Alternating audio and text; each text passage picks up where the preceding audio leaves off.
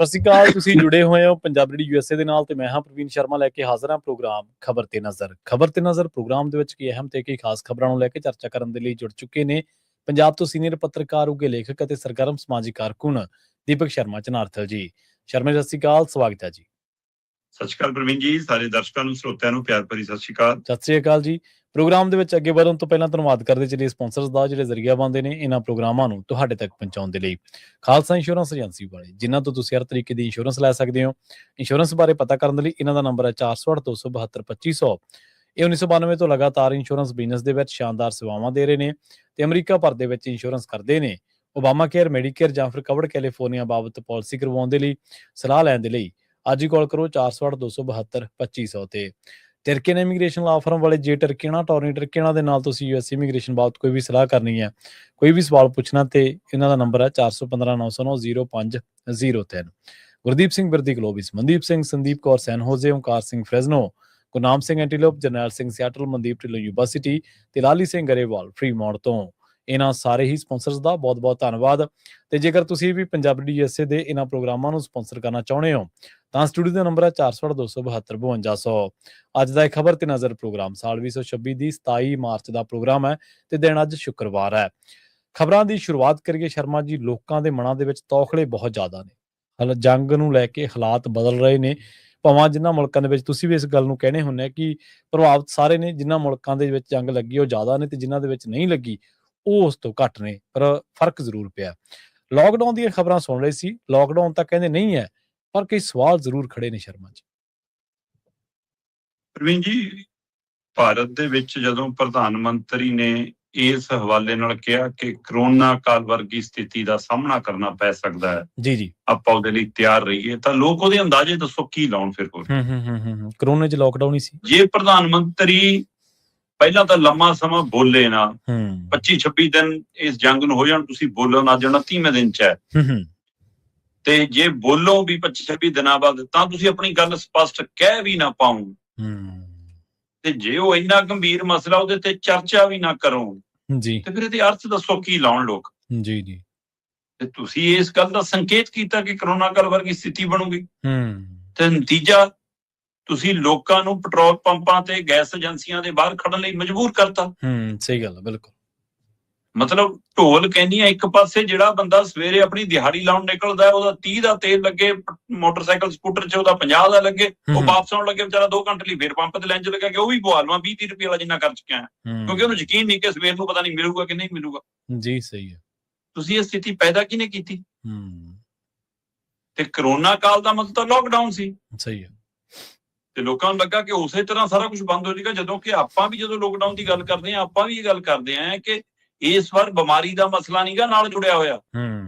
ਅਜੇ ਤਾਂ ਉਹ ਸਪਸ਼ਟ ਹੋਣਾ ਬਾਕੀ ਆ ਕਿ ਉਹ ਮਤਲਬ ਕਿ ਬੰਦੇ ਦੀ ਕਾਢ ਸੀ ਕਿ ਬਿਮਾਰੀ ਸੀ। ਜੀ ਹੈਨਾ, ਪਰ ਤਾਂ ਵੀ ਉਹਦੇ ਵਿੱਚ ਇਹ ਸੀ ਕਿ ਕਿਸੇ ਦੇ ਨੇੜੇ ਨਹੀਂ ਜਾਣਾ, ਕਿਸੇ ਨੂੰ ਮਿਲਣਾ ਨਹੀਂ, ਕਿਸੇ ਨੂੰ ਹੱਥ ਨਹੀਂ ਲਾਉਣਾ। ਹੁਣ ਅਜਿਹਾ ਮਸਲਾ ਤਾਂ ਨਹੀਂ ਨਾ, ਹੁਣ ਤਾਂ ਊਰਜਾ ਸਰੋਤਾਂ ਦੀ ਕਮੀ ਦਾ ਮਸਲਾ, ਤੇ ਉਸ ਕਮੀ ਦੇ ਹਵਾਲੇ ਨਾਲ ਇਹੀ ਹੋ ਸਕਦਾ ਨਾ ਕਿ ਤੁਸੀਂ ਹੋਟਲ, ਢਾਬੇ, ਰੈਸਟੋਰੈਂਟ, ਕੰਟੀਨਾਂ, ਉਹਨਾਂ 'ਚ ਕਹਿ ਦੋ ਵੀ ਕਿ ਢਿੱਡ ਭਰਨ ਲਈ ਤਾਂ ਪੱਕੂਗਾ, ਪਰ ਜੀਭ ਦੇ ਸਵਾਦ ਲਈ ਨਹੀਂ।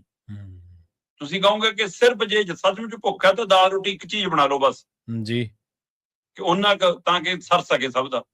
ਤੇ ਜੇ ਸਵਾਦਾਂ ਲਈ 25-25 ਪਕਵਾਨ ਬਣਾਉਣੇ ਨੇ, ਮੈਨੂ ਅਨੁਸਾਰ ਚੱਲਣਾ, ਫਿਰ ਬੰਦ ਨੇ। ਇਹ ਹੋ ਸਕਦਾ ਇਹ ਕਟੌਤੀ ਲੱਗ ਜਾਵੇ। ਜੀ ਹੋ ਸਕਦਾ ਤੁਸੀਂ ਸਵੇਰ ਸ਼ਾਮ ਦਾ ਟ੍ਰੈਫਿਕ ਕਰ ਦੋ, ਵੀ ਸਵੇਰੇ 2 ਘੰਟੇ ਚੱਲ ਸਕਦੀਆਂ, ਸ਼ਾਮ ਨੂੰ 2 ਘੰਟੇ ਚੱਲ ਸਕਦੀਆਂ। ਸਕੂਲਾਂ 'ਚ ਜਾਂ IT ਵਾਲੀਆਂ ਕੰਪਨੀਆਂ ਆਨਲਾਈਨ ਕਰ ਦੋ ਜੀ, ਸਾਰਾ ਕੁਝ ਇਹੋ ਜਿਹਾ ਕੁਝ ਕਰ ਸਕਦੇ ਹੋ। ਹੋ ਸਕਦਾ ਤੁਸੀਂ ਵੀਕਐਂਡ ਬਿਲਕੁਲ ਬੰਦ ਕਰ ਦੋ, ਸ਼ਨੀ ਐਤਵਾਰ ਕੇ ਕੋਈ ਟ੍ਰੈਫਿਕ ਨਹੀਂ ਹੋਊਗਾ, ਹੈਨਾ। ਹੋ ਸਕਦਾ ਤੁਸੀਂ ਕਹੋਗੇ ਸਿਰਫ ਕਮਰਸ਼ੀਅਲ ਗੱਡੀਆਂ ਚੱਲਣਗੀਆਂ ਜੀ। ਸੋ ਇਸ ਲਈ ਇਹਨਾਂ ਸੰਭਾਵਨਾਵਾਂ ਦਾ ਤਾਂ ਹੈਗਾ ਕਿ ਇਹੋ ਜਿਹਾ ਲਾਕਡਾਊਨ ਲੱਗ ਸਕਦਾ ਜੀ, ਪਰ ਸਰਕਾਰ ਹੁਣ ਇਹ ਕਹਿਣ ਤੇ ਜ਼ੋਰ ਦੇ ਰਹੀ ਹੈ ਕਿ ਸਾਡੇ ਕੋਲ ਤਾਂ ਪ੍ਰਬੰਧ ਹੈਗਾ, ਸਾਡੇ ਕੋਲ 60 ਦਿਨਾਂ ਦੀ LPG ਹੈਗੀ ਹੈ, ਸਾਡੇ ਕੋਲ 60 ਦਿਨਾਂ ਦਾ ਪੈਟਰੋਲ ਡੀਜ਼ਲ ਹੈਗਾ। ਕਹਿੰਦੇ 8 ਲੱਖ ਟਨ LPG ਦਾ ਪ੍ਰਬੰਧ ਹੈ, ਅਗਲੇ 60 ਦਿਨਾਂ ਦੀ ਸਾਡੇ ਕੋਲ ਗੈਸ ਤੇ ਤੇਲ ਹੈਗਾ, ਸਿਰਫ 60 ਦਿਨਾਂ ਦਾ ਜੀ। ਉਹ ਤੋਂ ਬਾਅਦ ਜ਼ਿੰਦਗੀ ਹੈ, ਜ਼ਿੰਦਗੀ ਹੈ ਨਹੀਂ। ਸਹੀ ਗੱਲ। ਜਾਂ ਤਾਂ ਦੋ ਗਰੰਟੀ ਕੇ 60 ਦਿਨਾਂ ਦੇ ਅੰਦਰ ਅੰਦਰ ਜੰਗ ਮੁੱਕ ਜਾਣੀ ਹੈ। ਮੈਂ ਕੱਲ ਵੀ ਗੱਲ ਕਰ ਰਿਹਾ ਸੀ ਕਿ ਜਿਹੜੇ ਬੇੜੇ ਉੱਥੇ ਫਸੇ ਨੇ ਜੀ, ਠੀਕ ਹੈ, ਸਾਡੇ ਵਾਲੇ ਮੁਲਕਾਂ ਦੇ ਵਿੱਚ ਹਫ਼ਤੇ 'ਚ ਪਹੁੰਚ ਜਾਊਗਾ, ਉੱਥੋਂ ਬੇੜਾ 5 ਦਿਨਾਂ 'ਚ ਪਹੁੰਚ ਜਾਊਗਾ। ਤੇ ਪਰ ਜੇ ਹੁਣ ਅੱਜ ਮੁੱਕ ਜਵੇ ਜੰਗ ਔਰ ਸਾਰੇ ਖੁੱਲ ਜਾਣ ਤਾਂ ਉੱਥੋਂ ਲੰਘਣ ਲਈ ਤੇ ਆਪੋ ਆਪਣੇ ਟਿਕਾਣਿਆਂ ਤੇ ਪਹੁੰਚਣ ਲਈ ਤੇ ਸਾਰੇ ਸਿਸਟਮ ਨੂੰ ਰੈਲਾ ਹੋਣ ਲਈ ਤਾਂ ਵੀ 2 ਮਹੀਨੇ ਲੱਗ ਜਾਣੇ ਜੀ। ਸਹੀ ਹੈ। ਤੇ ਫਿਰ 2 ਮਹੀਨਿਆਂ ਦਾ ਤੁਹਾਡੇ ਕੋਲ ਤੁਸੀਂ ਕਹਿੰਦੇ ਪ੍ਰਬੰਧ ਹੈ। ਤੋ ਇਸ ਲਈ ਇਹ ਸਥਿਤੀ ਜਿੰਨੀ ਗੰਭੀਰ ਹੈ ਉਨੀ ਗੰਭੀਰਤਾ ਨਾਲ ਕੀ ਅਜੇ ਵੀ ਸਰਕਾਰਾਂ ਨਹੀਂ ਲੈ ਰਹੀਆਂ ਜੀ। ਜਿੱਦਾਂ ਹੀ ਦੇਸ਼ ਭਰ 'ਚ ਪ੍ਰਧਾਨ ਮੰਤਰੀ ਦੇ ਹਵਾਲੇ ਨਾਲ ਇਹ ਮੁੱਦਾ ਬਣਿਆ ਤੇ ਫਿਰ ਕੇਂਦਰ ਨੇ ਆਪਣੇ 3 ਮੰਤਰੀ ਕਰਤੇ ਕਿ ਕਰੋ ਮੀਡੀਆ 'ਚ ਦੋ ਬਾਈਟਾਂ ਜੀ, ਲਾ ਦੋ ਆਈਟੀ ਵਾਲਿਆਂ ਨੂੰ ਕਿ ਲੋਕਡਾਊਨ ਨਹੀਂ ਲਾ ਰਹੇ, ਕੋਈ ਲੋਕਡਾਊਨ ਨਹੀਂ। ਧੰਨਵਾਦ ਜੀ, ਤੁਸੀਂ ਲੋਕਾਂ ਨੂੰ ਇਹ ਜਾਣਕਾਰੀ ਦਿੱਤੀ। ਉਹਦੇ ਵਿੱਚ ਤੁਸੀਂ ਮਤਲਬ ਕਿ ਕਰਨ ਰਿਜਾਜੂ, ਨਿਰਮਲਾ ਸੀਤਾਰਮਨ, ਹਰਦੀਪ ਪੁਰੀ ਇਹ ਲਾਤੇ ਕੰਮ ਤੇ ਜਨਾਬ ਸਥਿਤੀ ਤਾਂ ਇਹ ਹੈ ਕਿ ਯਕੀਨ ਤੁਹਾਡੇ ਤੇ ਕਰ ਲੈਣ ਲੋਕ। ਸਹੀ ਗੱਲ। ਜਿਹੜੇ ਮੰਤਰੀ ਨੂੰ ਤੁਸੀਂ ਸਾਹਮਣੇ ਲਿਆਂਦਾ ਉਹ ਇੱਕ ਵਿਦੇਸ਼ੀ ਫਾਈਲਾਂ ਦੇ ਮਾਮਲੇ 'ਚ ਘਿਰਿਆ ਹੈ ਨਾ, ਤੇ ਦੂਸਰਾ ਜਿਹੜਾ ਦੇਸ਼ ਦਾ ਮੁਖੀ ਹੈ ਉਹ ਇੱਕ ਟਵੀਟ ਦੇ ਹਵਾਲੇ ਨਾਲ ਇੱਕ ਸਵਾਲਾਂ ਦੇ ਘੇਰੇ 'ਚ ਘਿਰਿਆ ਜੀ, ਹੈ ਨਾ। ਜਿਹੋ ਜੇ ਦੋਸ਼ ਉਸ ਟਵੀਟ 'ਚ ਇੱਕ ਮਹਿਲਾ ਨੇ ਲਾਏ ਨੇ ਤੇ ਨਾ ਤੋਂ ਜਵਾਬ ਦੇ ਹੋ ਰਿਹਾ, ਨਾ ਉਹਦੇ ਤੇ ਹੁਣ ਉਹੇ ਜਿਹੇ ਸਿਆਸੀ ਹਮਲੇ ਹੋ ਪਾ ਰਹੇ ਨਾ। ਬਿਲਕੁਲ। ਹੁਣ ਕਿਉਂ ਚੁੱਪ ਹੋ ਗਏ? ਸੁਬਰਾਮਨੀਅਮ ਸਵਾਮੀ ਦੀ ਇੱਕ ਚੱਲ ਰਹੀ ਹੈ ਕਲਿੱਪ, ਬਿਲਕੁਲ ਦਿਓ ਨਾ ਉਹਦਾ ਜਵਾਬ। ਮਤਲਬ ਉਹ ਤਾਂ ਕਾਂਗਰਸੀ ਵੀ ਨਹੀਂ, ਉਹ ਤਾਂ ਭਾਜਪਾ ਹੀ ਹੈ। ਮੈਂ ਕਹਿੰਦਾ ਇਹ ਤੋਂ ਪਹਿਲਾਂ ਵੀ ਕਿੰਨੇ ਬੀਜੇਪੀ ਵਾਲਿਆਂ ਨੇ ਕਈਆਂ ਨੇ ਸਵਾਲ ਖੜੇ ਕੀਤੇ ਨੇ, ਪਰ 2 ਪਹਿਲੂ ਤਾਜ਼ੇ ਘਟਨਾਕ੍ਰਮ ਜਿਹਨੇ ਤੁਹਾਡੀ ਮਤਲਬ ਕਿ ਜੀਵ ਨੂੰ ਤਾਲਾ ਲਵਾਤਾ, ਤੁਸੀਂ ਦੱਸਦੇ ਕਿਉਂ ਨਹੀਂ ਆ ਕੇ? ਹੁਣ ਫਿਰ ਬੋਲੋ ਨਾ। ਸਹੀ ਬਿਲਕੁਲ। ਹੁਣ ਉਹ ਹਮਲਾਵਰ ਰੁਖ ਕਿੱਥੇ ਹੈ ਕਿ ਚਲੇ ਜਾਓ ਪਾਕਿਸਤਾਨ, ਦੇਸ਼ ਦੇ ਗੱਦਾਰ, ਰਾਸ਼ਟਰਵਾਦ ਨਾਲ ਧੋਖਾ, ਦੇਸ਼ ਧਰੋਹੀ, ਉਹ ਨਹੀਂ ਲੱਭ ਰਿਹਾ ਹੁਣ ਕਿਉਂ ਨਹੀਂ ਲੱਭਦਾ? ਤੇ ਜਿਹੋ ਜਿਹੇ ਸੰਗੀਨ ਆਰੋਪ ਨੇ ਜੀ ਜਨਾਬ, ਉਹਦੀ ਸਫਾਈ ਦੇਣ ਲਈ ਆਜੋ ਸਾਹਮਣੇ, ਇਸ ਵਿਸ਼ੇ ਦੀ ਸੰਸਦ 'ਚ ਬਹਿਸ ਕਰਾ ਲਓ। ਸਹੀ ਹੈ ਬਿਲਕੁਲ। ਉਹਨਾਂ ਤੋਂ ਸਬੂਤ ਹੀ ਮੰਗ ਲਓ, ਕਰੋ ਨਹੀਂ ਦਮ। ਸੋ ਇਸ ਲਈ ਤੁਸੀਂ ਅਸਲ ਸਥਿਤੀ ਦਾ ਸਾਹਮਣਾ ਕਰਨ ਤੋਂ ਭੱਜ ਰਹੇ ਹੋ ਤੇ ਜੇ ਤੁਹਾਡਾ ਤੰਤਰ ਜੰਤਰ ਹੁਣ ਇਸ ਮਸਲੇ ਤੇ ਚੁੱਪ ਹੈ ਜੀ, ਕੀ ਇਹਦਾ ਅਰਥ ਇਹ ਵੀ ਲਾਈਏ ਕਿ ਤੁਹਾਡੇ ਵੀ ਜਿਹੜੇ ਆਕਾ ਨੇ ਪਾਰਟੀ ਪੱਧਰ ਤੇ ਜਾਂ ਆਪਾਂ ਕਹੀਏ ਇੱਕ ਵਿਚਾਰਧਾਰਾ ਦੇ ਪੱਧਰ ਤੇ, ਕੀ ਉਹਨਾਂ ਨੇ ਕੋਈ ਮਨ ਬਣਾ ਲਿਆ ਬਦਲਣ ਦਾ? ਕੀ ਗੱਲ ਉਧਰ ਤੱਕ ਨੂੰ ਵੀ ਜਾ ਰਹੀ ਹੈ? ਸਹੀ, ਠੀਕ ਹੈ। ਹੋ ਸਕਦਾ ਕਿ ਚੱਲਦੀ ਜੰਗ 'ਚ ਘੋੜੇ ਨਹੀਂ ਬਦਲਦੇ, ਅਗਲੇ ਕਹਿੰਦੇ ਕਿ ਇਸ ਸਥਿਤੀ 'ਚ ਕਾਹਨੂੰ ਬਦਲਣਾ, ਆਹ ਕਾਲਜਾ ਲੰਘ ਜਾਵੇ, ਜਾਂ ਜੇ ਹੁਣ ਹਟਾਵਾਂਗੇ ਤਾਂ ਲੋਕਾਂ ਨੂੰ ਲੱਗੂਗਾ ਕਿ ਮੋਹਰ ਸੱਚੀ ਹੈ। ਪਰ ਇਹ ਤੁਹਾਡੇ ਹੀ ਘਰਾਂ 'ਚੋਂ ਗੱਲਾਂ ਆਉਣ ਲੱਗ ਪਈਆਂ ਕਿ ਕੱਲ ਨੂੰ ਕਹਿਣਗੇ ਜੀ ਸਿਹਤ ਠੀਕ ਨਹੀਂ ਜੀ, ਹੁਣ ਐ ਹੋ ਗਿਆ ਜੀ, ਛੱਡ ਕੇ ਪਰੇ ਹੋ ਸਕਦੇ। ਇੱਥੋਂ ਤੱਕ ਤੁਹਾਡੇ ਹੀ ਉਹ ਜੋਤਸ਼ੀ ਲੱਗ ਗਏ ਕਿ ਜੀ 27 'ਚ ਤਾਂ ਨਵਾਂ ਪ੍ਰਧਾਨ ਮੰਤਰੀ ਮਿਲ ਜੂਗਾ ਜੀ, ਇਹ ਹੋ ਜੂਗਾ। ਇਹੀ ਜਿਹੀਆਂ ਗੱਲਾਂ ਜਿਹੜੀਆਂ ਚੱਲ ਰਹੀਆਂ ਨੇ, ਤੁਸੀਂ ਕੋਈ ਵੀ ਸਥਿਤੀ ਸਪਸ਼ਟ ਨਹੀਂ ਕਰ ਰਹੇ। ਨਾ ਤੁਸੀਂ ਜੰਗ ਨੂੰ ਲੈ ਕੇ ਲੋਕਾਂ ਨੂੰ ਸਥਿਤੀ ਸਪਸ਼ਟ ਕਰ ਪਾ ਰਹੇ, ਨਾ ਤੁਸੀਂ ਆਪਣੇ ਆਪ ਨੂੰ ਲੈ ਕੇ, ਨਾ ਆਪਣੇ ਕਿਰਦਾਰਾਂ ਤੇ ਉੱਠ ਰਹੇ ਸਵਾਲਾਂ ਨੂੰ ਲੈ ਕੇ। ਸੋ ਇਸ ਲਈ ਤੁਸੀਂ ਸਾਹਮਣਾ ਕਰਨ ਤੋਂ ਜਦੋਂ ਭੱਜੋਗੇ ਤਾਂ ਦੇਸ਼ ਨੂੰ ਇੱਕ ਤਰ੍ਹਾਂ ਤੁਸੀਂ ਲਵਾਰਸ ਛੱਡ ਰਹੇ ਹੋ। ਬਿਲਕੁਲ ਜੀ। ਕਰ ਲਈ ਸੂਬਿਆਂ ਨਾਲ ਮੀਟਿੰਗ ਜੀ, 5 ਸੂਬੇ ਛੱਡ ਲਏ, ਉਹਦੇ ਵਿੱਚ ਜਿੱਥੇ ਜਿੱਥੇ ਚੋਣਾਂ ਨੇ, ਠੀਕ ਆ ਵੀ ਉੱਥੇ ਨਹੀਂ ਅਸੀਂ ਛੇੜ ਸਕਦੇ। ਆਂਧਰਾ ਪ੍ਰਦੇਸ਼, ਤਾਮਿਲਨਾਡੂ, ਪੌਂਡੀਚੇਰੀ, ਅਸਾਮ, ਪੱਛਮੀ ਬੰਗਾਲ, ਇੱਥੇ ਚੋਣਾਂ ਨੇ ਜੀ, ਇਹਨਾਂ ਨੂੰ ਛੱਡ ਕੇ ਬਾਕੀ ਮੁੱਖ ਮੰਤਰੀ ਨਾਲ ਗੱਲ ਜੀ, ਕੈਸੀ ਤਿਆਰੀ ਹੈ ਤੁਹਾਡੀ, ਕੀ ਪ੍ਰਬੰਧ ਨੇ ਜੀ, ਕੀ ਕਰੋਗੇ ਜੀ? ਉਹ ਕੀ ਕਰਨਗੇ ਵੀ? ਸੈਂਟਰ ਦੀਆਂ ਜ਼ਿੰਮੇਵਾਰੀਆਂ ਦੱਸੀਆਂ ਕੁਝ। ਹੁਣ ਜਿਹੜਾ ਕੰਮ ਹੁਣ ਸੈਂਟਰ ਦੇ ਕਰਨ ਦਾ, ਉੱਥੇ ਤੁਸੀਂ ਕਹਿੰਦੇ ਅਸੀਂ ਸੂਬਿਆਂ ਨੂੰ ਪੁੱਛ ਰਹੇ ਹਾਂ। ਸੂਬਿਆਂ ਨੂੰ ਪੁੱਛ ਰਹੇ। ਜਦੋਂ ਅਮਰੀਕਾ ਨਾਲ ਡੀਲ ਹੋ ਰਹੀ ਸੀ ਤਦ ਸੂਬਿਆਂ ਦੀ ਯਾਦ ਕਿਉਂ ਨਹੀਂ ਆਈ? ਜਿਹੜਾ ਅਸਰ ਲੋਕਾਂ ਦੇ ਸੂਬਿਆਂ ਤੇ ਪੈਣਾ ਹੈ, ਤਦ ਉਹਨਾਂ ਦੀ ਸਲਾਹ ਲਈ ਸੀ ਜੀ, ਤਦ ਉਹਨਾਂ ਦੀ ਰਾਏ ਲਈ ਸੀ। ਹੁਣ ਵੀ ਤੁਸੀਂ ਇਹ ਡਰਾਮਾ ਕੀਤਾ, ਸਰਬ ਪਾਰਟੀ ਮੀਟਿੰਗ ਤੋਂ ਲੈ ਕੇ ਮੁੱਖ ਮੰਤਰੀਆਂ ਨਾਲ, ਤੁਹਾਨੂੰ ਜੋ ਤੁਹਾਡੇ ਕਾਰਪੋਰੇਟ ਘਰਾਣੇ ਨੇ ਪੱਟੀ ਪੜਾਉਣੀ, ਤੁਸੀਂ ਉਹ ਫੈਸਲੇ ਲੈਣੇ, ਉਹੀ ਲੈਣੇ। ਬਿਲਕੁਲ। ਸੋ ਇਸ ਲਈ ਇੰਨੀ ਮੂਰਖ ਨਾ ਸਮਝੋ ਜਨਤਾ ਨੂੰ ਕਿ ਜਨਤਾ ਸਮਝ ਨਹੀਂ, ਸਭ ਦਿਖਦਾ ਜਨਾਬ। ਜੀ ਬਿਲਕੁਲ। ਨਾਲੇ ਜਦੋਂ ਤੁਸੀਂ ਉਹ ਗੱਲ ਕਹਿ ਰਹੇ ਸੀ ਨਾ ਵੀ ਕਿਸੇ ਮਸਲੇ ਤੇ ਨਹੀਂ ਬੋਲ ਰਹੇ, ਕਿਸੇ ਮਸਲੇ ਤੇ ਦੱਸ ਨਹੀਂ ਰਹੇ, ਨਾ ਮਣੀਪੁਰ ਤੇ ਬੋਲਦੇ ਆ, ਬੋਲਣ ਦੀ ਤਾਂ ਆਦਤ ਹੀ ਨਹੀਂ ਸਾਹਿਬ ਦੀ। ਬੋਲਦੇ ਨੇ ਪਰ ਜਿਵੇਂ ਤੁਸੀਂ ਕਹਿੰਦੇ ਹੁੰਦੇ ਵੀ ਸਟੇਜਾਂ ਤੋਂ ਬੋਲਦੇ ਨੇ, ਸਿਆਸੀ ਸਟੇਜਾਂ ਤੋਂ, ਰੈਲੀ ਵਾਲੀਆਂ ਸਟੇਜਾਂ ਤੋਂ ਬੋਲਦੇ ਨੇ। ਤੇ ਆਹ ਜਿਹੜੇ ਲੰਘੇ ਦੋ ਵਰਤਾਰਿਆਂ ਦਾ ਤੁਸੀਂ ਜ਼ਿਕਰ ਕੀਤਾ, ਸੁਬਰਾਮਨੀਅਮ ਸਵਾਮੀ ਦੀ ਤਾਂ ਕਈ ਦਿਨਾਂ ਦੀ ਉਹ ਇੰਟਰਵਿਊ ਵਾਇਰਲ ਹੋ ਰਹੀ ਹੈ, ਪਰ ਉਹਦੇ ਤੇ ਕੋਈ ਕਿੰਤੂ ਪ੍ਰੰਤੂ ਨਹੀਂ, ਕੋਈ ਉਹਦੇ ਤੇ ਗੱਲਬਾਤ ਨਹੀਂ ਗੀ। ਕੌਮਾਂਤਰੀ ਮਸਲੇ ਤਾਂ ਬਹੁਤ ਵੱਡੀ ਗੱਲ ਆ, ਦੇਸ਼ ਦੇ ਮਸਲਿਆਂ ਤੇ ਨਹੀਂ ਕਈ ਵਾਰੀ ਸਾਹਿਬ ਆਪਾਂ ਨੂੰ ਬੋਲਦੇ ਨਜ਼ਰ ਆਉਂਦੇ। ਜ਼ਮੀਨੀ ਜੰਗ ਦੇ ਬਾਰੇ ਕਨਸੂਆਂ ਨੇ ਜੀ, ਕਹਿੰਦੇ ਤਿਆਰੀ ਹੋ ਰਹੀ ਹੈ ਜੀ। ਜੀ ਇਹ ਬੜਾ ਹੈਰਾਨ ਕਰਨ ਵਾਲਾ ਪਹਿਲੂ ਆ ਕਿ ਇੱਕ ਪਾਸੇ ਤਾਂ ਟਰੰਪ ਕਹਿ ਰਹੇ ਨੇ ਕਿ ਅਸੀਂ ਊਰਜਾ ਸਰੋਤਾਂ ਤੇ, ਪੈਟਰੋਲੀਅਮ ਪਦਾਰਥਾਂ ਤੇ ਜਾਂ ਉਹਨਾਂ ਤੇ ਕਿਤੇ ਵੀ ਹੁਣ ਹਮਲੇ ਨਹੀਂ ਕਰਾਂਗੇ ਅਜੇ। ਜੀ ਜੀ। ਦੂਸਰੇ ਪਾਸੇ ਜ਼ਮੀਨੀ ਫੌਜੀ ਤਿਆਰ ਬਰ ਤਿਆਰ ਦੀਆਂ ਖਬਰਾਂ ਆ ਰਹੀਆਂ ਨੇ ਲਗਾਤਾਰ। ਹਾਂਜੀ। ਅਸਲ 'ਚ ਹੈਗਾ ਕੀ ਹੈ, ਤੁਸੀਂ ਇੱਕ ਤਾਂ ਅਲਟੀਮੇਟਮ ਵਾਲਾ ਪੀਰੀਅਡ ਦੇਖੋ। 23 ਮਾਰਚ ਨੂੰ ਟਰੰਪ 48 ਘੰਟਿਆਂ ਦਾ ਅਲਟੀਮੇਟਮ ਦਿੰਦਾ ਕਿ ਜੇ ਹੋਰਮੁਜ਼ ਨਾ ਖੋਲਿਆ ਤਾਂ 48 ਘੰਟਿਆਂ ਦਾ ਅਟੈਕ ਕਰਕੇ ਖਿਲਾ ਲਾਂਗੇ। ਜੀ ਜੀ। 48 ਘੰਟੇ ਬੀਤਦੇ ਨਹੀਂ ਗਏ। 24 ਮਾਰਚ ਨੂੰ ਟਰੰਪ ਸਾਹਿਬ ਕਹਿੰਦੇ ਜੀ 5 ਦਿਨ ਦੀ ਮੌਲਤ ਦਿੱਤੀ ਸੀ, 5 ਦਿਨ ਹਮਲੇ ਨਹੀਂ ਕਰਾਂਗੇ। ਜੀ ਜੀ ਬਿਲਕੁਲ। ਉਹ 5 ਦਿਨ ਦੀ ਮੌਲਤ ਕੱਲ ਮੁੱਕਣੀ ਸੀ, ਮਤਲਬ ਕਿ ਸਾਡੇ ਹਿਸਾਬ ਨਾਲ ਜਦੋਂ ਸ਼ੁੱਕਰਵਾਰ ਸੀ ਸਾਡਾ, ਤੇ ਉਸ ਤੋਂ ਇੱਕ ਦਿਨ ਪਹਿਲਾਂ ਹੀ ਤੁਸੀਂ 26 ਮਾਰਚ ਨੂੰ ਆ ਕੇ ਕਹਿਤਾ ਵੀ ਮੈਂ ਹੁਣ ਇਹ ਹੱਦ 10 ਦਿਨ ਵਧਾਉਣਾ। ਜੀ। ਹੁਣ ਜੇ ਤੁਸੀਂ ਇਸ ਕੜੀ 'ਚ ਰੱਖ ਕੇ ਇਹਨੂੰ ਦੇਖਦੇ ਹੋ ਮੌਲਤ ਨੂੰ, ਫਿਰ ਲੱਗ ਰਿਹਾ ਕਿ ਬੈਕਡੋਰ ਕੋਈ ਸਮਝੌਤੇ ਦੀ ਗੱਲ ਤੁਰ ਪਈ ਹੈ। ਫਿਰ ਇਹ ਉਮੀਦ ਪੜਦੀ ਹੈ ਇਹਦੇ ਵਿੱਚ। ਜਾਪਾਨ, ਜਰਮਨੀ ਵੀ ਕਹਿਣ ਲੱਗ ਪਿਆ, ਚੀਨ ਵੀ ਕਹਿਣ ਲੱਗ ਪਿਆ ਗੱਲ ਹੋ ਜਾਣੀ ਚਾਹੀਦੀ ਹੈ। ਕੁਝ ਮੁਲਕ ਕਹਿੰਦੇ ਵੀ ਬੈਕਡੋਰ। ਬਿਲਕੁਲ ਇਹ ਕਿਸੇ ਨੂੰ ਭੁਲੇਖਾ ਨਹੀਂ ਰੱਖਣਾ ਚਾਹੀਦਾ। ਜਦੋਂ ਐਡੀ ਬੜੀ ਸਥਿਤੀ ਹੁੰਦੀ ਆ ਤਾਂ ਕਿਸੇ ਨਾ ਕਿਸੇ ਪੈਮਾਨੇ ਤੇ ਕਈ ਪੱਧਰ ਦੀਆਂ ਗੱਲਾਂ ਚੱਲ ਰਹੀਆਂ ਹੁੰਦੀਆਂ। ਸਹੀ।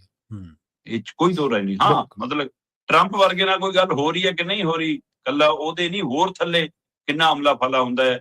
ਜਿਵੇਂ ਇਹ ਗੱਲ ਆਈ ਸੀ ਕਿ ਅਸੀਂ ਫਲਾਣੇ ਅਧਿਕਾਰੀ ਨਾਲ ਨਹੀਂ ਗੱਲ ਕਰਾਂਗੇ, ਅਸੀਂ ਉਪ ਰਾਸ਼ਟਰਪਤੀ ਨਾਲ ਗੱਲ ਕਰਨੀ ਪਸੰਦ ਕਰਾਂਗੇ ਜਾਂ ਇਹਦੇ ਨਾਲ ਗੱਲ ਕਰਨੀ।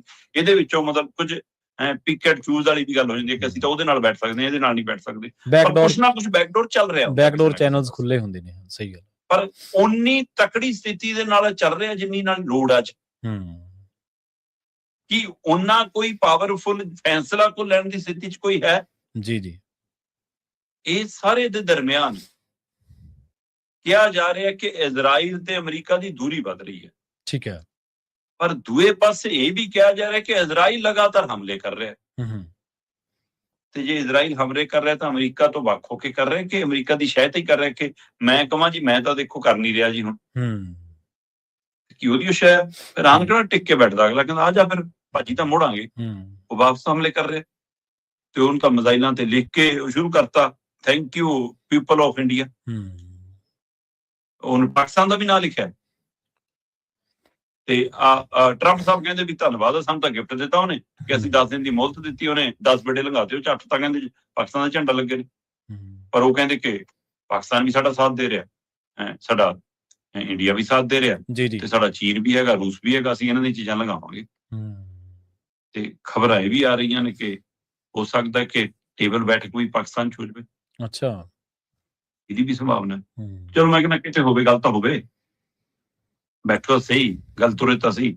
ਪਰ ਜਿਹੜੀ ਆਹ ਖਬਰ ਆਈ ਕਿ ਟਰੰਪ ਕਹਿੰਦਾ ਵੀ ਕਿ ਜੇ ਉਹ ਨਹੀਂ ਰਾਹ ਖੋਲਦੇ ਤਾਂ ਅਸੀਂ ਜੀ 10,000 ਸੈਨਿਕ, ਪਹਿਲਾਂ 3,000 ਦੀ ਗੱਲ ਤੁਰੀ ਸੀ, ਹੁਣ ਕਹਿੰਦੇ 10,000 ਸੈਨਿਕ ਤਿਆਰ ਨੇ। ਆਪਾਂ ਕੱਲ ਵੀ ਗੱਲ ਕਰ ਰਹੇ ਸੀ ਸ਼ਾਇਦ ਪ੍ਰਵੀਨ ਜੀ ਕਿ ਜਿਹੜੇ ਸੈਨਿਕ ਨੇ ਅਮਰੀਕਾ ਦੇ ਫੌਜੀ ਜਵਾਨ ਨੇ ਜਿਹੜੇ, ਉਹ ਪੂਰੇ ਜਿਸ ਤਰ੍ਹਾਂ ਦੀ ਤਕਨੀਕ ਤੇ ਲੈਸ ਹੋ ਕੇ ਨਿਕਲਦੇ ਨੇ, ਉਹ ਕੱਲਾ ਕੱਲਾ ਮਿਜ਼ਾਈਲ ਤੋਂ ਵੱਧ ਮਾਰ ਕਰਦਾ। ਜੀ ਜੀ। ਪਰ ਜਦੋਂ ਲੜਾਈ ਗਰਾਊਂਡ ਤੇ ਹੋਊਗੀ ਹੈ ਨਾ, ਤੇ ਉਹ ਵੀ ਈਰਾਨ ਦੇ ਗਰਾਊਂਡ ਤੇ ਫਿਰ ਦੱਸੋ ਕਿ ਆਪਣੇ ਘਰ ਜਦੋਂ ਲੜਨਾ ਹੋਵੇ ਹੈ ਨਾ, ਤੇ ਫਿਰ ਉਹ ਵੀ ਤੁਸੀਂ ਲੜਨਾ ਹੋਮੇ ਲਈ, ਕਬਜ਼ੇ ਲਈ, ਹੈ ਨਾ, ਸੱਤਾ ਲਈ, ਤਾਕਤ ਲਈ, ਦਿਖਾਵੇ ਲਈ। ਜੀ। ਤੇ ਉਹਨਾਂ ਨੇ ਲੜਨਾ ਕੁਰਬਾਨੀ ਦੇ ਜਜ਼ਬੇ ਨਾਲ। ਸਹੀ ਗੱਲ, ਉਹ ਦੇਸ਼ ਨੂੰ ਸਮਰਪਿਤ ਹੋ ਕੇ ਲੜਦੇ। ਜਿੱਦਾਂ ਹੀ ਇਹ ਖਬਰ ਆਈ ਕਿ ਅਮਰੀਕਾ 10,000 ਸੈਨਿਕ ਭੇਜ ਰਿਹਾ, ਈਰਾਨ ਕਹਿੰਦਾ 10 ਲੱਖ ਤਿਆਰ ਨੇ। ਮੈਂ ਕਹਿੰਦਾ ਇਹ ਚਾਹੇ ਦਿਮਾਗੀ ਤੌਰ ਤੇ ਅੰਕੜਾ ਦਿੱਤਾ ਹੋਵੇ, ਪਰ ਇਹ ਕਾਊਂਟਰ ਕਰਦਾ 10,000 ਬਨਾਮ 10 ਲੱਖ। ਤੇ ਇਸੇ ਦਰਮਿਆਨ ਪਤਾ ਲੱਗ ਰਿਹਾ ਵੱਖੋ-ਵੱਖ ਨੈਸ਼ਨਲ ਇੰਟਰਨੈਸ਼ਨਲ ਮੀਡੀਆ ਦੇ ਹਵਾਲੇ ਨਾਲ ਕਿ ਈਰਾਨ ਨੇ ਨੌਜਵਾਨਾਂ ਨੂੰ ਕਿਹਾ ਵੀ ਫੌਜ 'ਚ ਭਰਤੀ ਹੋਣ ਲਈ ਤਿਆਰ ਰਹੋ। ਜੀ ਜੀ। ਕਿਹਾ ਸੀ ਤਿਆਰ ਰਹੋ, ਤੇ ਕਹਿੰਦੇ ਲੱਖਾਂ ਨੌਜਵਾਨ ਪਿੰਡਾਂ ਕਸਬਿਆਂ ਚੋਂ ਨਿਕਲ ਕੇ ਅਰਜ਼ੀਆਂ ਲੈ ਕੇ ਆ ਗਏ ਕਿ ਅਸੀਂ ਹੁਣੇ ਭਰਤੀ ਹੋਣਾ। ਅੱਛਾ, ਵਾਹ। ਇਹ ਹੈ ਈਰਾਨ।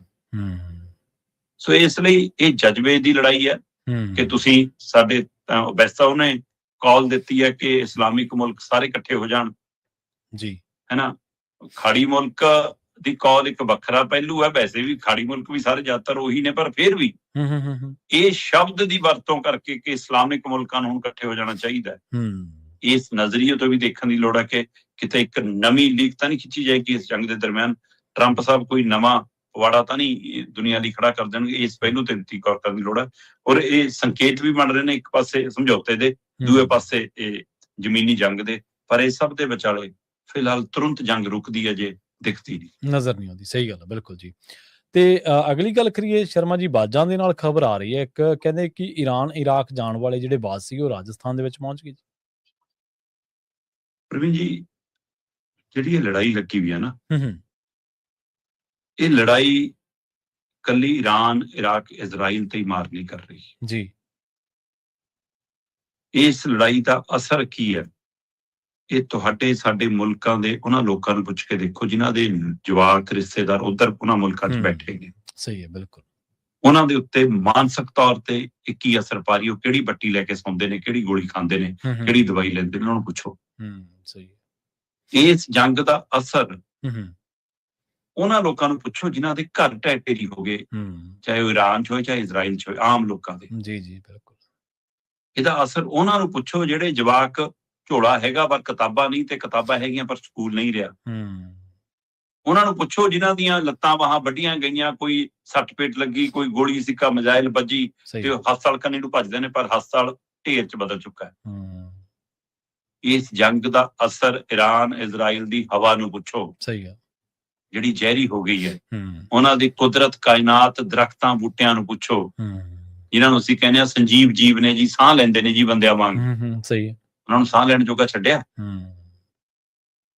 ਤੇ ਉਸ ਜੰਗ ਦੇ ਮਾਹੌਲ ਦੇ ਵਿੱਚ ਜਿਹੜੇ ਹਰ ਸਾਲ ਅਜਿਹੇ ਪੰਛੀ, ਖਾਸ ਕਰਕੇ ਇੱਕ ਵਿਸ਼ੇਸ਼ ਪ੍ਰਜਾਤੀ ਦੇ ਬਾਜ, ਜਿਹੜੇ ਮਤਲਬ ਕਿ ਰੂਸ, ਮੰਗੋਲੀਆ ਤੋਂ, ਉਹਨਾਂ ਖੇਤਰਾਂ ਤੋਂ ਉੜ ਕੇ ਈਰਾਨ ਇਰਾਕ ਦੇ ਖੇਤਰਾਂ 'ਚ ਜਾ ਕੇ ਠਹਿਰਦੇ ਨੇ, ਕੁਝ ਮਹੀਨੇ ਰੁਕਦੇ ਨੇ, ਫਿਰ ਸ਼ਾਇਦ ਮਈ ਜੂਨ 'ਚ ਵਾਪਸੀ ਕਰਦੇ ਨੇ, ਉਹ ਕੁਛ ਏਦਾਂ।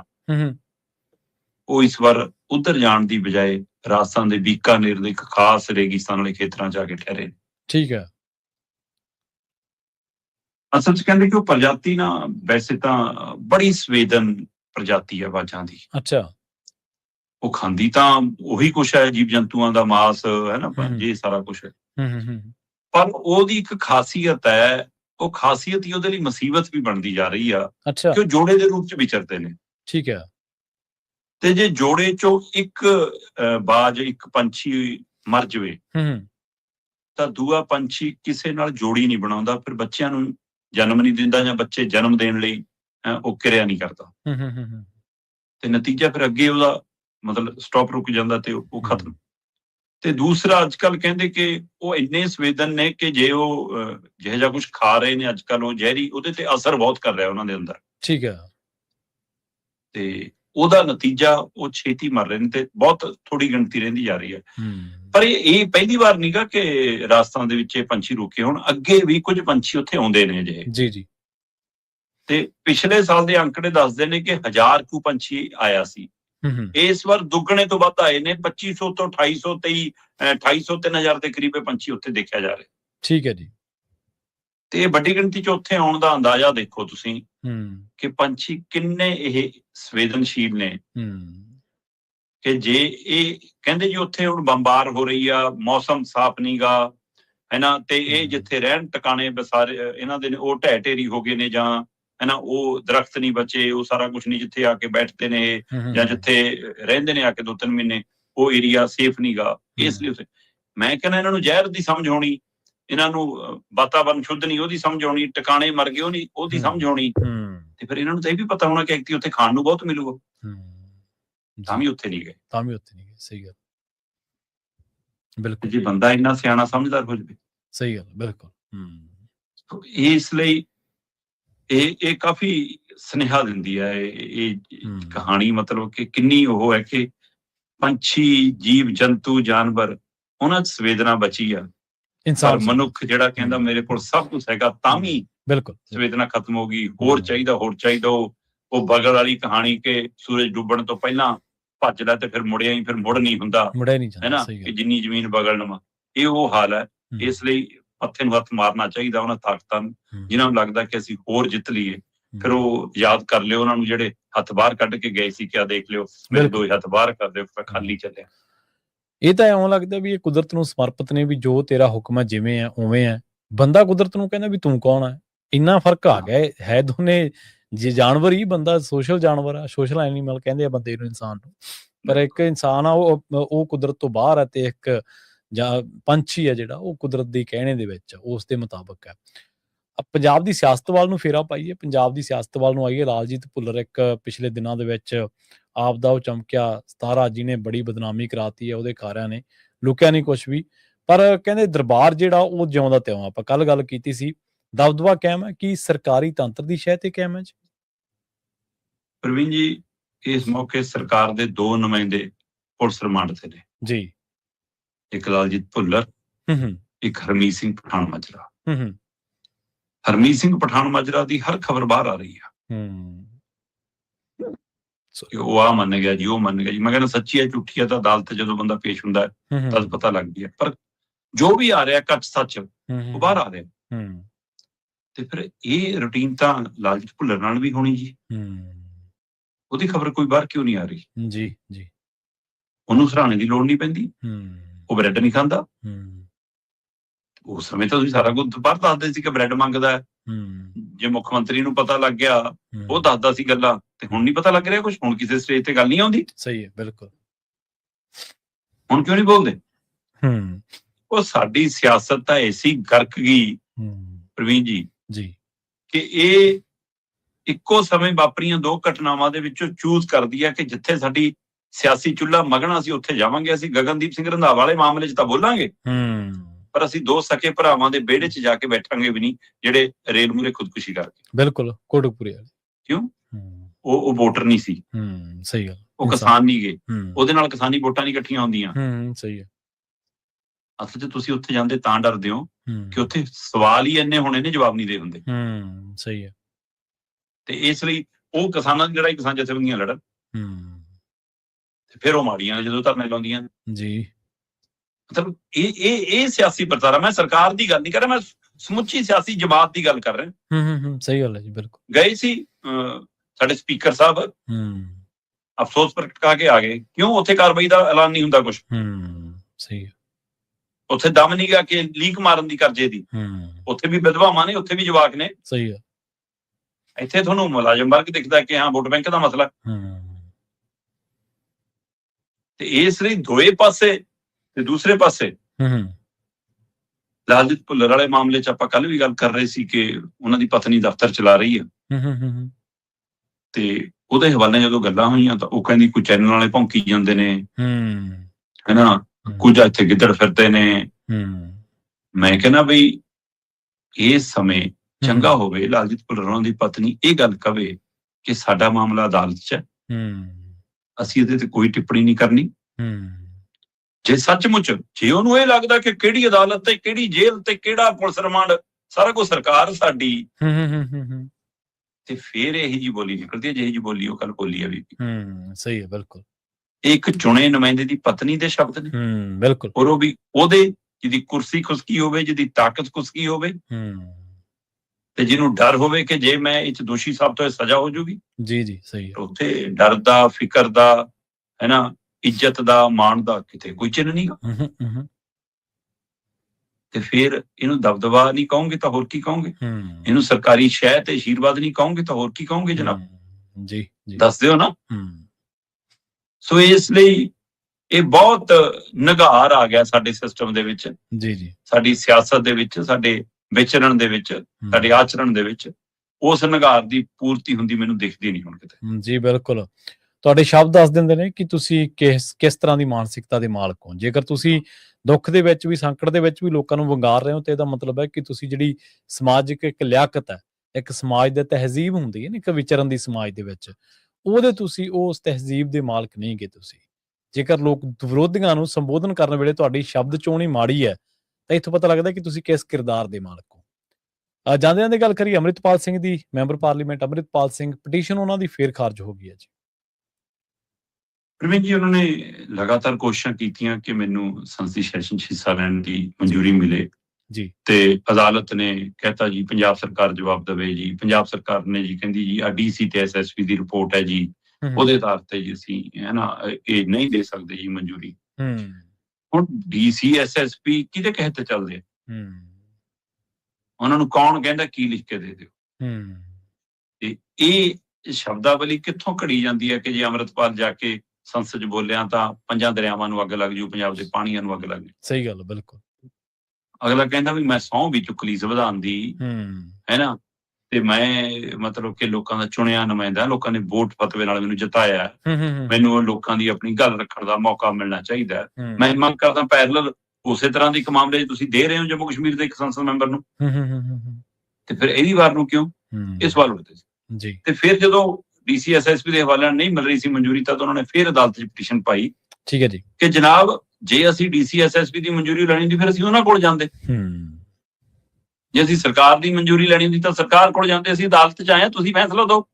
ਜੀ ਜੀ, ਸਹੀ ਹੈ। ਤੇ ਫਿਰ ਅਦਾਲਤੀ ਫੈਸਲਾ ਵੀ ਆ ਗਿਆ ਜੀ ਕਿ ਨਹੀਂ ਜੀ ਤੁਸੀਂ ਹਿੱਸਾ ਨਹੀਂ ਲੈ ਸਕਦੇ, ਉਹਨੂੰ ਮਨਜ਼ੂਰੀ ਨਹੀਂ ਦਿੱਤੀ ਜਾ ਸਕਦੀ। ਜੀ ਜੀ। ਹੁਣ ਇੱਕ ਪਹਿਲੂ ਤਾਂ ਇਹ ਹੈ ਕਿ ਪੰਜਾਬ ਦੇ ਵਿੱਚ ਸਭ ਤੋਂ ਵੱਧ ਵੋਟਾਂ ਨਾਲ ਜਿੱਤਿਆ ਹੋਇਆ ਬੰਦਾ ਲੋਕ ਲੜਾਈ ਕਿਉਂ ਨਹੀਂ ਲੜਦਾ? ਲੋਕ ਅੰਦੋਲਨ ਕਿਉਂ ਨਹੀਂ ਬਣਦਾ? ਜੇ ਅਦਾਲਤਾਂ, ਸਰਕਾਰਾਂ, ਪ੍ਰਸ਼ਾਸਨ ਇਸ ਤਰ੍ਹਾਂ ਦਾ ਵਤੀਰਾ ਕਰ ਰਿਹਾ, ਤਾਂ ਉਹ ਵੋਟਰ ਜਿਨ੍ਹਾਂ ਨੇ ਵੋਟ ਪਾਈ ਉਹਨਾਂ ਦਾ ਚੌਥਾ ਹਿੱਸਾ ਵੀ ਇਕੱਠਾ ਹੋ ਕੇ ਕਿਉਂ ਨਹੀਂ ਨਿਕਲਿਆ? ਪੰਜਾਬ ਪੱਧਰ ਦੀ ਪਾਰਟੀ ਹੈ, ਕੋਈ ਕਾਲ ਅਜਿਹੀ ਵੱਡੀ ਕਿਉਂ ਨਹੀਂ? ਕਿ ਡਰ ਲੱਗਦਾ ਕਿ ਇਸੇ ਤਰ੍ਹਾਂ ਨਾਲ ਸਾਡੇ ਨੌਜਵਾਨਾਂ ਤੇ ਕਾਰਵਾਈ ਹੋ ਸਕਦੀ ਹੈ? ਕੀ ਕੋਈ ਆਉਣ ਵਾਲੇ ਸਮੇਂ ਦੀ ਭਵਿੱਖ ਦੀ ਰਾਜਨੀਤੀ ਨੂੰ ਧਿਆਨ 'ਚ ਰੱਖ ਕੇ ਅਜਿਹਾ ਨਹੀਂ ਕਦਮ ਚੁੱਕਿਆ ਜਾ ਰਿਹਾ ਕਿ ਕੱਲ ਨੂੰ ਪਤਾ ਨਹੀਂ ਕਿਹਦੇ ਨਾਲ ਹੱਥ ਮਿਲਾਉਣਾ ਪੈ ਜਾਵੇ, ਜਾਂ ਬੈਕਡੋਰ ਪਤਾ ਨਹੀਂ ਕਿਹਦੇ ਲਈ ਓਵੈਸੀ ਬਣਨਾ ਪੈ ਜਾਵੇ, ਕੀ ਕਰਨਾ ਪੈ ਜਾਵੇ, ਕੀ ਇਹ ਜਿਹਾ ਚੱਕਰ?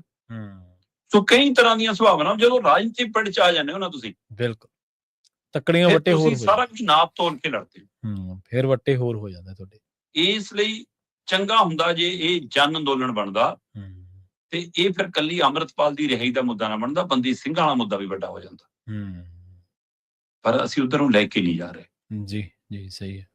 ਤੇ ਇੱਥੇ ਜੇ ਕੋਈ ਬੋਲਦਾ ਤਾਂ ਉਹ ਵੀ ਆਪਣਾ ਪਿਛਲਾ ਮਸਲਾ ਲੁਕਾਉਣ ਲਈ, ਹੁਣ ਰਾਜਾ ਬੜਿੰਗ ਕੱਲ ਬੜਾ ਬਾਂਹ ਚੱਕ ਕੇ ਗੱਲ ਕਰ ਰਹੇ ਸੀ ਬੰਦੀ ਸਿੰਘਾਂ ਦੀ ਰਿਹਾਈ ਦੀ, ਅੱਛਾ, ਹੈ ਨਾ, ਕਿਉਂਕਿ ਅਸਲ 'ਚ ਹੁਣ ਉਹ ਘਿਰਿਆ ਆ ਲਾਲਜੀਤ ਭੁੱਲਰ ਵਾਲੀ ਸੀਬੀਆਈ ਵਾਲੇ ਮਸਲੇ ਤੇ, ਤੇ ਉਹ ਇਸ ਲਈ ਉਹਨੂੰ ਕਾਊਂਟਰ ਕਰਨ ਲਈ ਕਿ ਮੇਰੇ ਪ੍ਰਤੀ ਕੁਝ ਬੰਦੇ ਹੱਕ 'ਚ ਆ ਜਾਣ, ਉਹ ਕਹਿੰਦਾ ਜੀ ਹੁਣ ਬੰਦੀ ਸਿੰਘਾਂ ਦੀ ਰਿਹਾਈ। ਵੀ ਤੁਸੀਂ ਰਾਜਨੀਤਿਕ ਪਾਰਟੀ ਹੋ, ਤੁਸੀਂ ਪੰਜਾਬ 'ਚ ਕੱਟ ਕਰ ਲਓ ਇਹਦੇ ਲਈ। ਸਹੀ ਹੈ, ਦੇ ਲੋ ਕਾਲ। ਆ ਗਗਨਦੀਪ ਸਿੰਘ ਰੰਧਾਵਾ ਵਾਲੇ ਮਾਮਲੇ 'ਚ ਕਿੰਨਾ ਕੁ ਰਾਜਨੀਤਿਕ ਵੱਡਾ ਮਾਹੌਲ ਬਣਾ ਲਿਆ ਤੁਸੀਂ। ਆਉਂਦੇ ਹੌਲੀ ਹੌਲੀ ਕੱਲੀ ਪਤਨੀ ਰਹਿ ਜੂਗੀ ਕਰਨਲ ਬਾਠ ਵਾਲੇ ਮਾਮਲੇ ਮੰਗ। ਬਿਲਕੁਲ ਬਿਲਕੁਲ, ਇਹਨਾਂ ਨੇ ਤੁਰ ਜਾਣਾ ਜੀ। ਤੇ ਜੇ ਤੁਹਾਨੂੰ ਲੱਗੂਗਾ ਕਿ ਮਾੜਾ ਜਿਹਾ ਦੀਵਾ ਜਗਦਾ ਕੋਈ ਵੋਟ ਬੈਂਕ ਦਾ, ਤਾਂ ਤੁਸੀਂ ਬੋਲੋਗੇ। ਜੇ ਤੁਹਾਨੂੰ ਲੱਗਦਾ ਕਿ ਬਸ ਹੋ ਗਈ ਸੰਵੇਦਨਾ ਖਤਮ, ਕਿਉਂ ਨਹੀਂ ਬਣਾ ਸਕੇ? ਇਹਦੇ ਨਾਲ ਸਮੁੱਚੀ ਸਰਕਾਰ ਆਮ ਆਦਮੀ ਪਾਰਟੀ ਘਿਰਦੀ ਸੀ ਜਨਾਬ। ਤੁਹਾਡੇ ਤਿਲਾਂ 'ਚ ਤੇਲ ਹੀ ਨਹੀਂ ਗਾ ਕਿਸੇ ਰਾਜਨੀਤਿਕ ਜਮਾਤ 'ਚ। ਮਤਲਬ ਜਾਖੜ ਇੱਥੇ ਰੌਲਾ ਪਾਈ ਜਾਂਦੇ ਨੇ ਕਿ ਜੀ ਸੀਬੀਆਈ ਦੀ ਜਾਂਚ ਹੋਣੀ ਚਾਹੀਦੀ ਹੈ, ਮਿਲਣੀ ਚਾਹੀਦੀ ਹੈ। ਵੀ ਅਮਿਤ ਸ਼ਾਹ ਦੀ ਬਾਂਹ ਕਿਹਨੇ ਫੜੀ ਹੈ? ਸਹੀ ਹੈ, ਬਿਲਕੁਲ। ਇਹ ਕਿੱਥੋਂ ਦਾ ਕਾਨੂੰਨ, ਕਿੱਥੋਂ ਦਾ ਸਿਧਾਂਤ, ਕਿੱਥੋਂ ਦਾ ਨਿਯਮ ਹੈ ਕਿ ਉਹ ਸੂਬੇ ਦੇ ਐਮਪੀ ਲਿਖ ਕੇ ਦੇਣਗੇ ਤਾਂ ਹੀ ਸੀਬੀਆਈ ਜਾਂਚ ਹੋਊਗੀ? ਇਹ ਕਿੱਥੋਂ ਲਿਆਂਦਾ? ਜੀ ਸਹੀ ਹੈ। ਤੇ ਇੱਧਰ ਮੁੱਖ ਮੰਤਰੀ ਕਹੀ ਜਾਂਦਾ ਕਿ ਇਸ ਮਾਮਲੇ 'ਚ, ਭੁੱਲਰ ਵਾਲੇ ਮਾਮਲੇ 'ਚ ਜੀ ਉਹ ਚੀਫ ਸੈਕਟਰੀ ਦੀ ਕਮੇਟੀ ਜਾਂਚ ਕਰ ਰਹੀ ਹੈ, ਮੈਂ ਅਧਿਕਾਰ ਦਿੱਤੇ। ਪਹਿਲਾਂ ਤਾਂ ਇਹ ਦੱਸੋ ਜਨਾਬ ਕਿ ਉਹ ਕ੍ਰਾਈਮ ਵਾਲੇ ਮਾਮਲੇ ਦੀ ਜਾਂਚ ਕਰ ਰਹੀ ਹੈ ਕਿ ਸਿਵਲ ਮਾਮਲੇ ਦੀ ਜਾਂਚ ਕਰ ਰਹੀ ਹੈ? ਉਹ ਘਪਲੇ ਦੀ ਜਾਂਚ ਕਰ ਰਹੀ ਆ ਕਿ ਸੁਸਾਈਡ ਵਾਲੇ ਮਾਮਲੇ ਦੀ ਜਾਂਚ ਕਰ ਰਹੀ ਹੈ? ਤੇ ਜੇ ਜਾਂਚ ਕਰ ਵੀ ਰਹੀ ਹੈ ਤਾਂ ਕਿਹੜੀ ਕਮੇਟੀ? ਇਹ ਤਾਂ ਦੱਸ ਦਿਓ। ਕਿੰਨੇ ਮੈਂਬਰੀ, ਕੌਣ ਕੌਣ, ਕਿਹਨੂੰ ਕਿਹਨੂੰ ਮਿਲੇ, ਕੁਝ ਹੋ ਵੀ ਰਿਹਾ, ਕੋਈ ਨੋਟੀਫਿਕੇਸ਼ਨ ਜਾਰੀ ਕੀਤਾ? ਸਵੈ ਡਰਾਮਿਆਂ ਚੁਟਕਲਿਆਂ ਤੋਂ ਕੁਝ ਆਉਂਦਾ ਕਿ ਨਹੀਂ ਆਉਂਦਾ? ਉਹ ਦਿੱਲੀ ਬੈਠ ਕੇ ਸੁਣਾ ਲਓ, ਗੁਜਰਾਤ ਜਾ ਕੇ ਸੁਣਾ ਲਓ, ਪੰਜਾਬ ਆ ਕੇ ਸੁਣਾ ਲਓ। ਜੀ ਸਹੀ ਹੈ। ਸੋ ਇਸ ਲਈ ਅੰਮ੍ਰਿਤਪਾਲ ਸਿੰਘ ਦਾ ਮਾਮਲਾ ਇੱਕ ਚੁਣੇ ਨੁਮਾਇੰਦੇ ਨਾਲ ਸਿਸਟਮ ਕੀ ਕਰ ਰਿਹਾ ਉਹਦੀ ਉਦਾਹਰਨ ਹੈ।